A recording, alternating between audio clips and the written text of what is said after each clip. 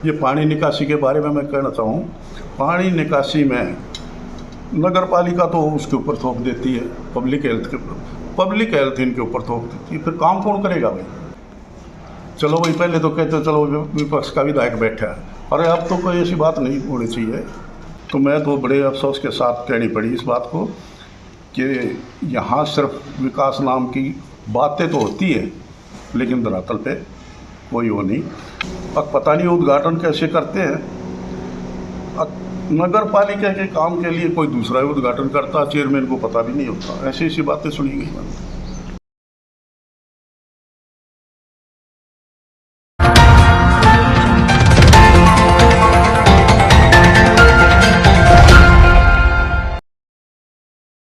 पहले मैं आप सबका हार्दिक स्वागत भी करता हूं और आभार भी प्रकट करता हूं कि आप सभी साथी, पत्रकार साथी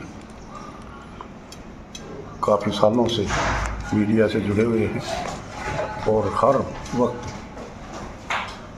लोगों से जुड़े हुए मुद्दे, उनकी समस्याएं उजागर करते हैं, उसके ऊपर सरकार को अवगत कराते हो। लेकिन अफसोस इस बात का आज आपके सामने कि 11 साल से भारतीय जनता पार्टी शासन में, चाहे केंद्र में लगा लो, चाहे हरियाणा में लगा लो, और 11 साल में भारतीय जनता पार्टी विकास के नाम सिर्फ ढकोसले करती है, ड्रामा करती है, लेकिन धरातल पे कोई भी ऐसी बात नहीं जो कि सरकार करना चाहती है। रही बात लंबी चौड़ी स्टेट की बात न करके मैं अपने खरगोदा की बात करूं, आपके सामने है ये चीज़ें। 11 साल से भारतीय जनता पार्टी है, यानी जो काम हमारी सरकार में हुए बस वही हो, लेकिन 11 साल में इन्होंने कोई ऐसा प्रोजेक्ट नहीं दिया खरगोदा को जिसके ऊपर लोग ये सोचे कि भाई विकास कार्य हो गया। रही बात, यानी हमारे समय में हमारी सरकार थी, एक इस तरह विकास किया था निचले स्तर से, और ऐसे प्रोजेक्ट दिए ताकि एरिया का विकास हो। चाहे IMT की बात करो, बाईपास की, कॉलेज की, बस स्टैंड की, हॉस्पिटल की, यानी ये सारे प्रोजेक्ट हमारे दिए। जनता पार्टी 10 साल में रिपेयर का भी काम नहीं कर पा रही। पता नहीं तो क्या जानबूझकर, या नीयत ठीक नहीं इनकी, या करना नहीं चाहते।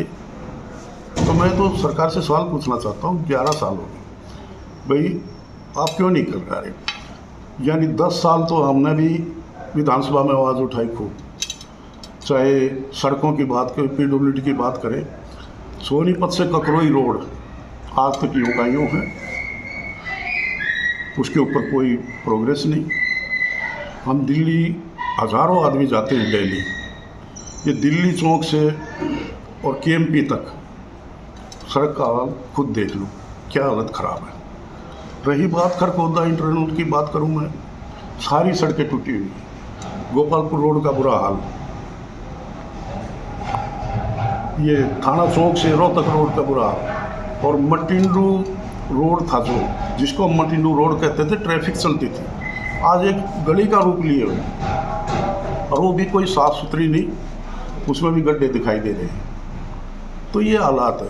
रही बात हमारी नगर पालिका की, नगर पालिका में पिछले हफ्ते से कितना कुछ चल रहा है।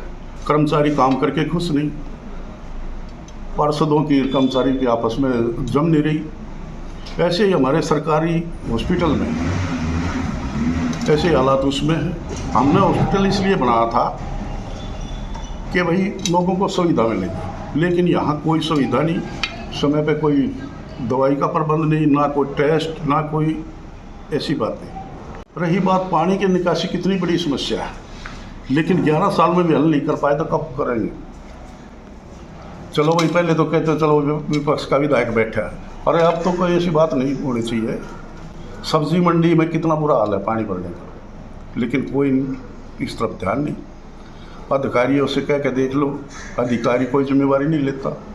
ये पानी निकासी के बारे में मैं कहना चाहूँ, पानी निकासी में नगर पालिका तो उसके ऊपर थोप देती है, पब्लिक हेल्थ इनके ऊपर थोप देती है, फिर काम कौन करेगा भाई? यहाँ जो मेन अधिकारी बैठे हैं, एसडीएम बैठे हैं, डीसी बैठे, उन संज्ञान में क्यों नहीं लेते ये काम?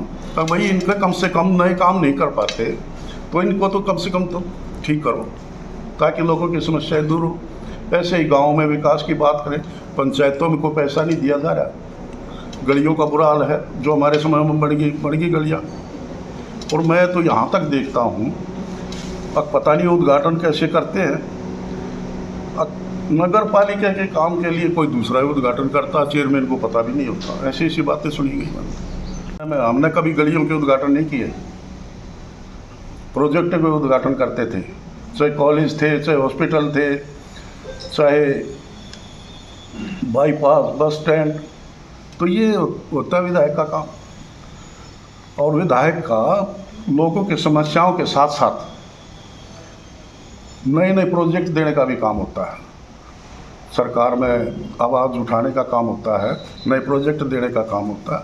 हमारी नीयत थी, ये काम तो हमने किए थे, लेकिन एक सबसे बड़ा प्रोजेक्ट था जो हमारे कोशिश थी, हमने प्रस्ताव भी बनाए थे उसके लिए, क्योंकि हमारे इलाके को ज़रूरत है सबसे बड़ी मेट्रो की, जो कि रिठाड़ा से खरखोदा तक मेट्रो आ सकती है, जिसमें दिल्ली का भी फायदा है, हरियाणा का भी फायदा है। लेकिन उस प्रोजेक्ट के ऊपर कोई बात नहीं कर रहा। ये काम करने वाले ग्रामीण एरिया की बात करें, नहरों में पानी नहीं, सफाई नहरों की नहीं होती, उसके नाम से पता नहीं भ्रष्टाचार होता है क्या होता है। और एक भ्रष्टाचार की बू यूँ आती है, एक पार्क था यहाँ जिसका उद्घाटन उस समय के एमपी कर गए, और आप लोगों के साथ मैंने भी विजिट किया था, और अब देख लो उसके हालात क्या है। ऐसे ही जो सौंदर्यीकरण का पैसा आया था वो कहाँ गया भाई? तालाबों के कहाँ सौंदर्यीकरण है? तो ये चीज़ें तो मैं तो बड़े अफसोस के साथ कहनी पड़ी इस बात को कि यहाँ सिर्फ विकास नाम की बातें तो होती है, लेकिन धरातल पे कोई वो नहीं।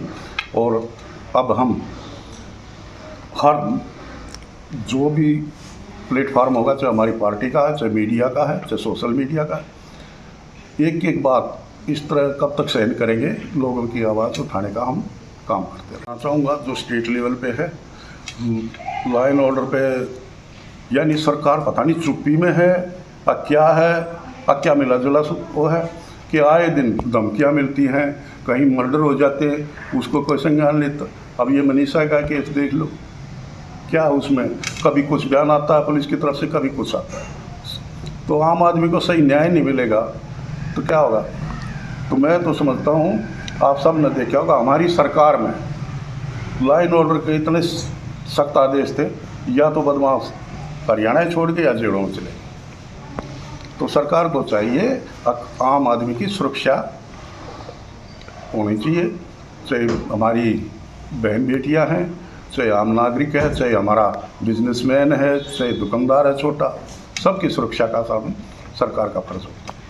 अगर कोई वार्ड पार्षद कोई सफाई को लेकर मांग उठाता है तो उन पर एफआईआर दर्ज की जाती है, कैसे देखते हो? ये भी मैं सुनने में आया है, ये बिल्कुल गलत है। देखिए, वार्ड हो चाहे सरपंच हो गांव का, यानी चुन के आता है, जिम्मेवारी होती है उसकी अपने इलाके की आवाज़ उठाना ताकि उसके ऊपर काम हो सके। ये सरकार की एक गलत नीति है। भाई जो काम की बात कहे, समस्या उठाए, उसके ऊपर इस तरह के एफआईआर दर्ज हो तो ये निंदनीय काम। मैंने पहले भी ये चर्चा चली थी और मैंने तकरीबन गांव में घूमकर सब चीज़ देखी थी। यहाँ और तो क्या, हरमाना गांव भी तैयार नहीं है इस बात के लिए गोहाना में जाए, क्योंकि उनको सोनीपत रेजिडेंस है, सोनीपत काम है, डिस्ट्रिक्ट है। तो इसलिए मैं तो इसके सख्त विरोध में हूँ और जहाँ भी मौका मिलेगा मैं इसका विरोध करूँगा डट के, क्योंकि गोहाना में जाने का तो मतलब ही नहीं। हमारे 15 किलोमीटर सोनीपत पड़ता है, 10-15 किलोमीटर दिल्ली पड़ता है, तो गोहाना जाने का तो सवाल ही नहीं उठता। हमारा जितना भी एरिया है तकरीबन दिल्ली का काम लोगों के पास, दिल्ली जाना आना सर्विस है। तो इसका मैं डट कर विरोध करूँगा जब भी कोई ऐसी बात आए। अगर खरगोदा को ही जिला बनाने का प्रयास किया जाए तो किस तरह देखते हो? Most welcome. नमस्कार, मैं डॉक्टर स्नेह प्रभाकर, हड्डी रोग विशेषज्ञ, मैंने यहाँ Hoshiyar Singh memorial hospital Delhi road Kharkhoda में ज्वाइन कर लिया है। अब हम यहाँ पर रोज़ाना हड्डी की ओपीडी की शुरुआत कर चुके हैं। इस हॉस्पिटल में आप अपनी हड्डियों की सभी समस्याओं को लेकर के, जैसे जोड़ दर्द, बैक एक, नी रिप्लेसमेंट, हिप रिप्लेसमेंट, मोच आना, गठिया, बच्चों की हड्डियों की समस्या, पैर का टेढ़ापन, हाथ का टेढ़ापन, इन सभी प्रकार की सभी जटिल से जटिल और सरल से सरल हड्डियों की सारी समस्याओं का इलाज का समाधान के लिए आप इस हॉस्पिटल में आ सकते हैं। हमारे यहाँ पर सारी आधुनिक से आधुनिक सर्जिकल टेक्निक्स से हम पेशेंट को ऑपरेट करके पेशेंट को ठीक करते हैं। यहाँ पर हमारे हॉस्पिटल में ही सारी फार्मेसी और सारी ब्लड इन्वेस्टिगेशंस, एक्सरे मशीन्स और अल्ट्रासाउंड की भी सुविधा उपलब्ध है। आप ही के शहर में होशियार सिंह मेमोरियल हॉस्पिटल में हड्डी की इलाज की व्यवस्था अब शुरू हो गई है। धन्यवाद।